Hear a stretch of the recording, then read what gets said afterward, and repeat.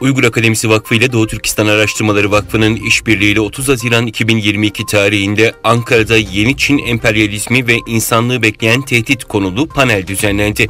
Panelde Çin Komünist Partisi lideri Mao'nun Doğu Türkistan bağımsızlığına karşı politikaları, Çin Komünist Partisi'nin Doğu Türkistan'da işlediği acımasız zulmü ve Çin tehdidiyle günümüzde Uygur soykırımını önlemek için ne yapılması gerektiği konuları tartışıldı.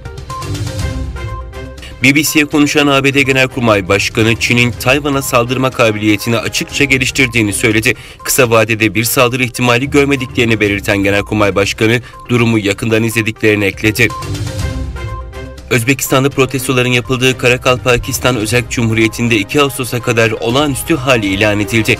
Özbekistan Cumhurbaşkanı Şevket Mirziyoyev, yüz binlerce kişinin katıldığı protestoların ardından ülkenin Karakalpakistan eyaletinin özerkliğini kısıtlama planlarından vazgeçtiğini söyledi. Mirziyoyev, Nukus'ta devam eden protestolarda eylemcilerin polise taş ve silahla saldırdıklarını söyleyerek maalesef siviller ve kolluk kuvvetleri arasında ölüler var dedi.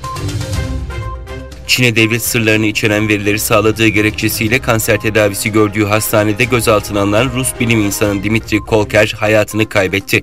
54 yaşındaki fizikçi Dmitri Kolker'in avukatı Alexander Futulov, Kolker'in gözaltı koşulları hakkında yasal şikayette bulunacağını belirtti.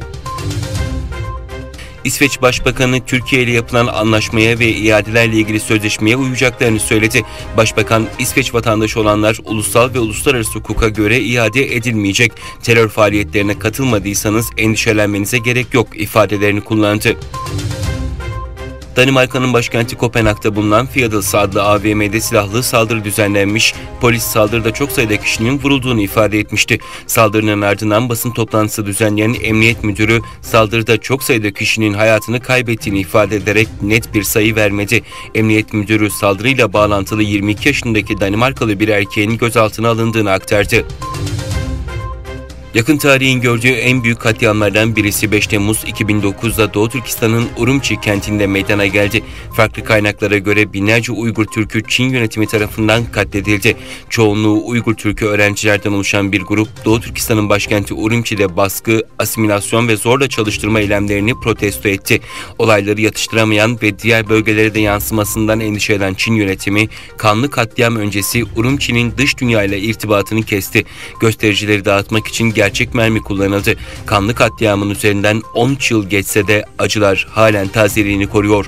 Urumçi katliamından sonra artan baskılar Ağustos 2016'da ise kendisine yeni bir boyut kazandırdı.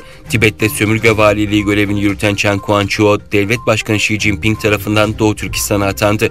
Chen Quanchuo göreve geldiği andan itibaren ülkeyi bir açık hava hapishanesine dönüştürdü.